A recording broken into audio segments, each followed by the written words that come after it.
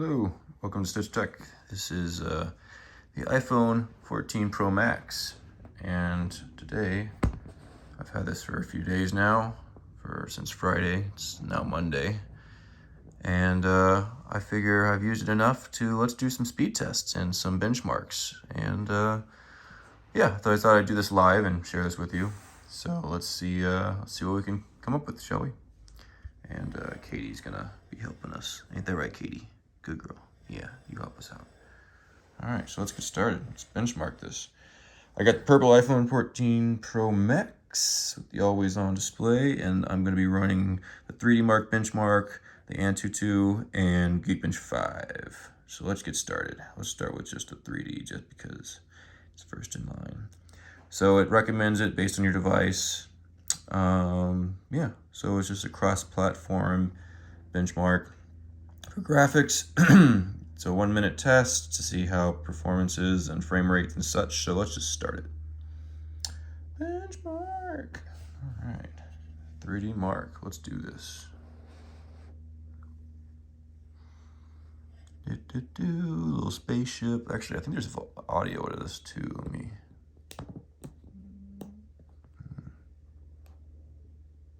No, there's no audio.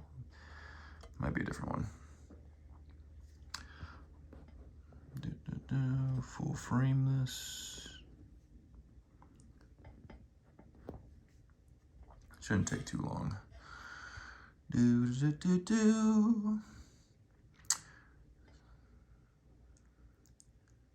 Well, you'll have to let me know what you guys think, and if you want more videos on like the dynamic island or the camera. I've only played with the 48 megapixel ProRes camera for a little bit. I've only taken about a dozen pictures with it for a comparison. So if you want to see some of that, put it in the comments, let me know. Check out my other, oh, there we go. Overall score, 3362. Let's see here. 20.1 average frames per second. Battery life is 99% because I want to keep it charged. Frame rate, 15 to 30. 88% better than other devices. Not bad. All right, and it's consistent with the other test I've ran earlier this weekend, just to see. So yeah, not bad. And it pulls up your device, the performance range. Come on, with other devices. And also, since the 14 Pro Max is so new, some of these benchmark apps haven't been updated with the actual device statistics. So let's see, this device is, let's see, so what was it, 3300? So it's just over the Pro. All right, so it beats out the 13 Pro and 13 Pro Max. It beats out the Pro 11 and for the 2018 Pros. Just under the 2020 Pros, but I think those are the ones with the M1 chips, so that might be why that is. But let's I think that's a good measurement for that. Let's jump into Geekbench, because this is another one that doesn't take as long. The AnTuTu one, it takes the longest, I believe. So this one identifies it as the iPhone 15, which is always one ahead, so it's the iPhone 14. I'm running 16.0.1 because of that one patch. You might have heard about the activation issues that they had to patch on release day. It's not an ARM chip. They haven't updated it to the new, whatever the SoC chip is for this. I think it's like the A15 or something. 5.5 gigs of memory. Get more device info. Nope, that's it. Okay. All right, so let's go to benchmarks, CPU, and run. So it's gonna run all these different tests. Get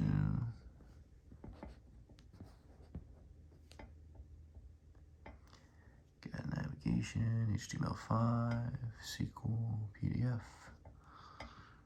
Put it over in the center of the screen.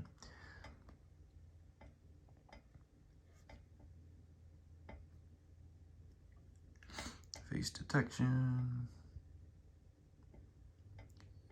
HDR, Katie, how you doing, girl? She's sleeping, yeah, Katie's sleeping.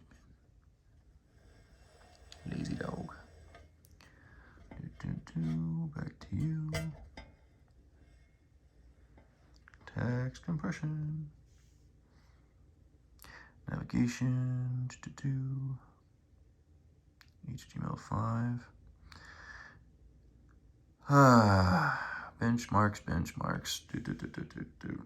I think with as fast as these phones are, I'd run through these a lot quicker, but it does, just relative to every year as opposed to jumping from 4 years ago model to now.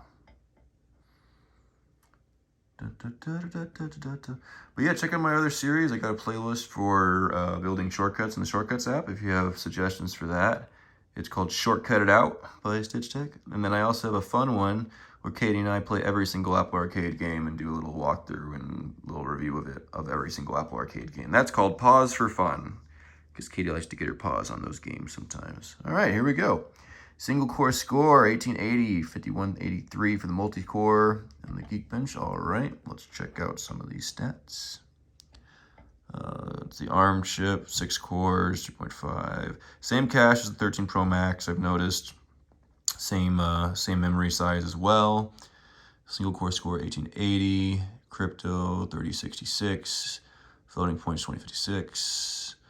HTML5, 2.12 million elements a second. SQLite, 445,000 rows a second. I don't know what Clang is, but Gaussian blur, face detection, 17.3 images per second on face detection. HDR, 41.3 million pixels per second. Machine learning, can do that for 50.1 images a second. Compared to all these are slightly higher than the 13 Pro Max scores, which I didn't do a video of last year, but I'll definitely go forward in every new phone I get. I'll be doing these tests with. So yeah, so here's the stats on that. But overall, the benchmarks for single core and multi-cores, you got the 5183 multi-core. Single core doesn't really go up that much, but multi-core usually goes up a lot. So if I compare the single core 1880 to other devices, so like the 12 Pro Max. Wow, they don't even have the 13 Pro Max in here. Interesting. Well, it beats out all the devices, including the 3rd generation 11-inch Pro with the M1 chip on the single core, so that's great. Let's check out multi-core. 5183, the M1 Pro beats it, which I'm glad it should. 12 Pro Max, 3951. I believe my 13 Pro Max was in the 46 range or 43 range. I think it might have been 43 range, so it's still almost 1,000 points higher than a 13 Pro Max. So it's another giant jump for the multi-core score. Let's see, as we get all these other ones with the 11, 13, A14. Well, that would mean that the 13 Pro Max is an A15, so this is probably the A16. I forget which one it is specifically, but it's not updated in here yet. But that was only the CPU score. Let's jump over to the compute benchmark. And this is the GPU's performance for image processing. So let's start this one and run some benchmarks, shall we?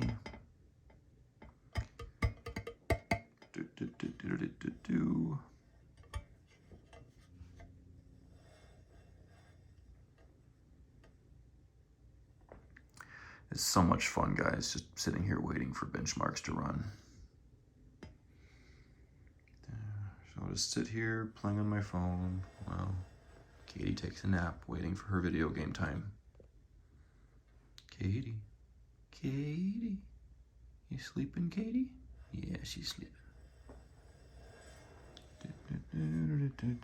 I need to get a better mount and stand for this camera. And why is this auto thing not focusing?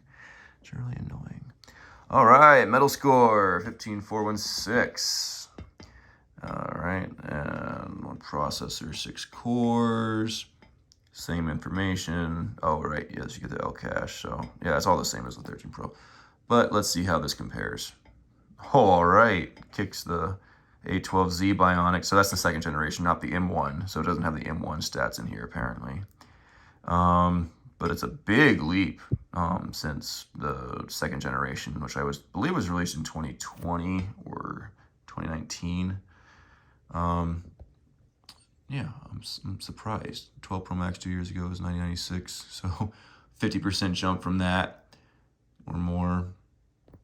But yeah, I just see very fast. Very, very fast. All right, let's do the serious one.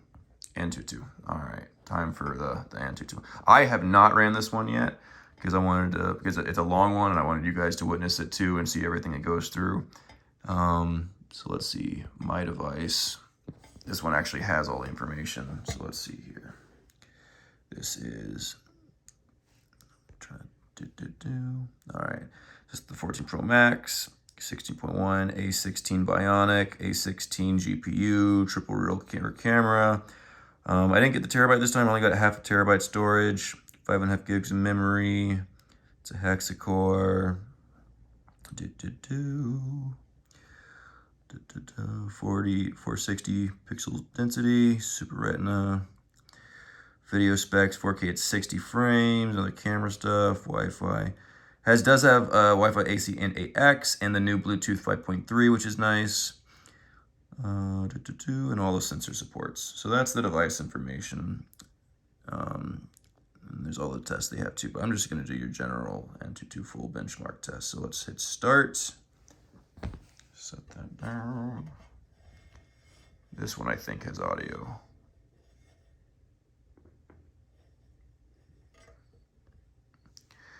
So let's see. Yep.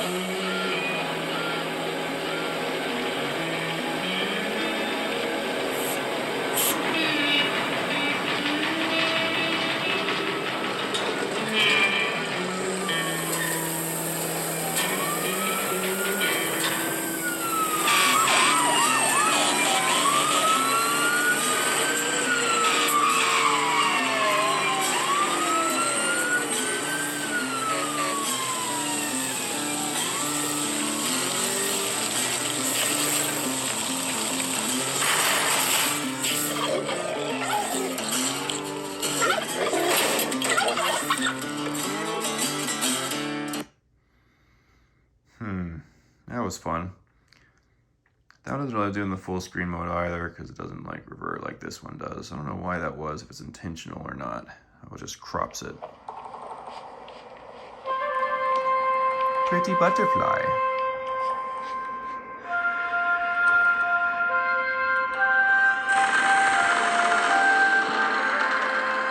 Got your little dynamic island there, and the little notch of your movie.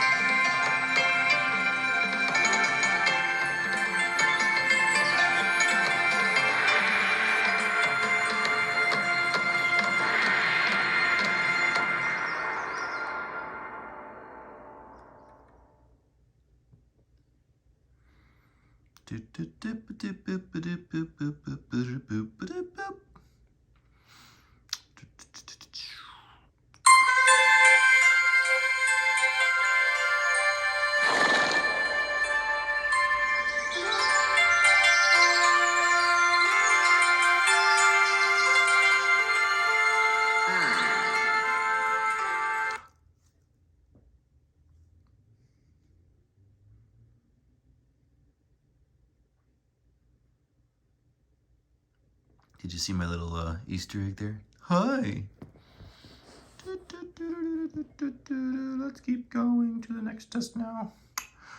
Test the ramming speed! Quick ramming speed. Boop, boop, boop, boop, boop, boop, boop, boop, boop, boop, boop, boop, boop.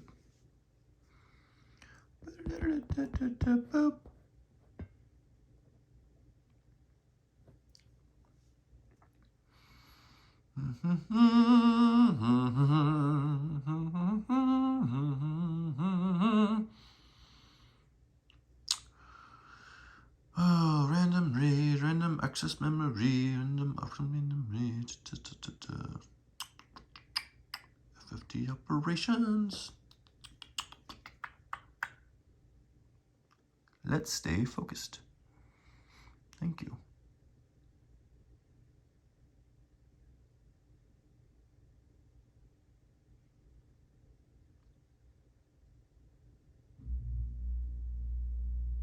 Ugh, so boring. 62%, 64% map operations. Yay! So, I mean, it hasn't been an issue in a while, but like, I've never had to deal with phone lag since probably the 12. Yeah, the 11 or the 12. It's just one of those things to where like, yes, an application might take a little longer to load due to its own issues, or waiting on data, from either like slow wireless connections or whatnot. But like, as far as like actual computational lag and operating system, everything's like remains buttery smooth and has never had any issues in the past couple of years. So that's one thing that I'm glad that we don't have to deal with anymore going forward, at least with the phones. Who knows when they start coming out with more augmented reality applications and having to really push more computations into tinier and tinier devices and tinier chips running on smaller batteries. But for now, these phones are powerhouses, and they work pretty great, I'd say, for our simple daily usage of social media and other things. I love the always on display. It's really nice to have. I like how it adapts, and I like how it also doesn't really affect the battery at all. I have more than all day battery life with the always on display, which I wasn't completely certain about, but I'm happy with it so far. The dynamic island, the notch, it's now the notch bubble or whatever. It's really entertaining. It's fun when you listen to music and do other things. Oh, time for the scroll test. Yay! See how fluid that scroll test is? Nice and fluid. Oh, it's like dripping like a little waterfall. Yeah, it's fun. I know people like making games for it and stuff, but I think once we start with the live activities and apps start updating to more interactiveness and to be more supportive of the 14, you're gonna see a lot of cool stuff with the dynamic island. It's just nice. It's really nice for referencing information and interacting with it as like an actual like button to touch. You can hold on it for interactivity, like when you had like widgets, or you can tap on it to go into the app of whatever it is you're trying to do. So, but for now, I'll do a little angle so you can see the whole thing. See how that looks. 86%. Oh, you can't read it anymore. I'm sorry. QR codes.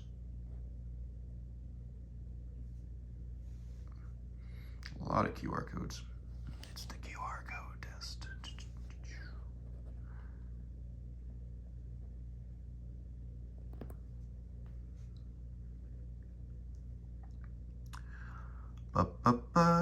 Decoding, processing. We're almost there, guys. We're almost there. I'm on a boat. Everybody look at me, cause I'm sailing on a boat. Do some 4K tests. At least want to do some drone footage. Decode some videos. Here we go. 4K video test.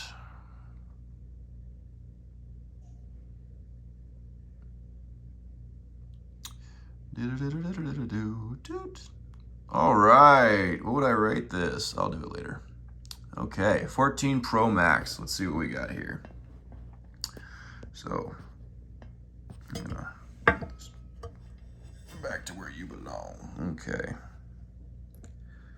So, 895,258. How that stacks up. Mathematical operations, CPU is 227. Common algorithms, 552. I don't really know what these are referencing in things of. 109,000 for the multi-core. Let's see. We got metal. OpenGL's at 85,000, close to 86. We got 142,000 for the terracotta metal. The swordsman metal's at 155. RAM access. Let's see. So we got 80,000 for RAM access.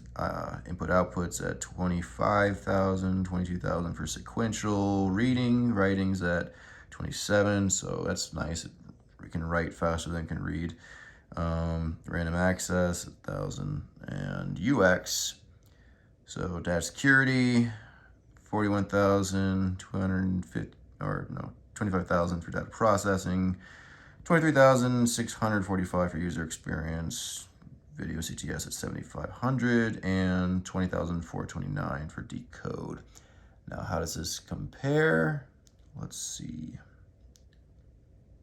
Yeah, 895,258. So let's see its ranking.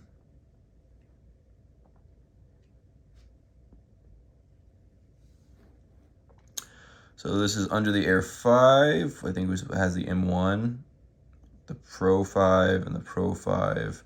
Yeah, so these all have the M1 chips in them, I believe. 14 Pro Max is above the Pro 3. 13 Pro Max was at 831,172 right here. Sorry, my autofocus is all out of whack. So it's a big spike from that comparing to 89,000. Will you knock it off? Okay. Yeah, so we got 831,000 compared to my 895,000. So a nice little significant bump there for this year's model. Same amount of RAM, even though my storage is only half terabyte and that one's a full terabyte one, but it's the only thing it doesn't beat out apparently is the M1 chip so far, which is the same thing in their MacBooks and the laptops. But it's getting there as far as just a mobile chip. I mean, who knows? They might throw an M1, one of their M series chips in their phones, or they're going to keep with the A series. But yeah, so these are the end of the benchmark scores. That's the iPhone 14 Pro Max with the new A16 Bionic chip. And I hope that was informational for you if you actually know what to do with that information. But bottom line, it's a fast phone. If you were doubting that it was faster, and if you think it's the same as the previous generation, you've seen over all three of these tests that it's not the case, because 3DMark was an improvement, and AnTuTu was an improvement, and the Geekbench was also an improvement. So across the board, improvements. Yeah, thanks for watching. I hope this was educational, informative, or at least entertaining. Everyone have a good day. Thanks for watching Stitch TEC. Have a good day.